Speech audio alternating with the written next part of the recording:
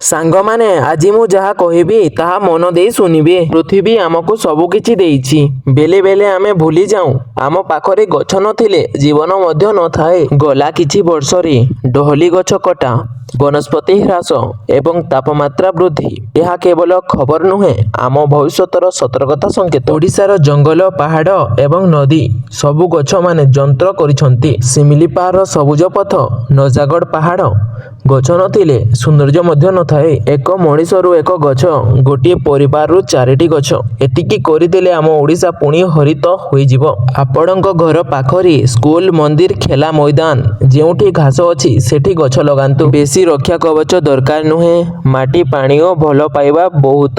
ଗଛ ଲଗାଇବା କେବଳ କାମ ନୁହେଁ, ଏହା ଆମ ପରବର୍ତ୍ତୀ ପୁରୁଷଙ୍କ ପାଇଁ ଏକ ଉପହାର। ଏକ ଗଛ 100 ଜୀବନକୁ ସୁସ୍ଥ କରେ। ଆସନ୍ତୁ ଏହି 2026ରେ ଆମେ ସବୁଠାରୁ ଅଧିକ ଗଛ ଲଗାଇବା ଆଉ ଓଡ଼ିଶାକୁ ହରିତ କରିବା। ଭିଡ଼ିଓ ଯଦି ଭଲ ଲାଗିଲା ଚ୍ୟାନେଲକୁ ସବସ୍କ୍ରାଇବ କରିଦିଅନ୍ତୁ ଏବଂ ଗୋଟିଏ ଲାଇକ୍ କରିଦିଅନ୍ତୁ।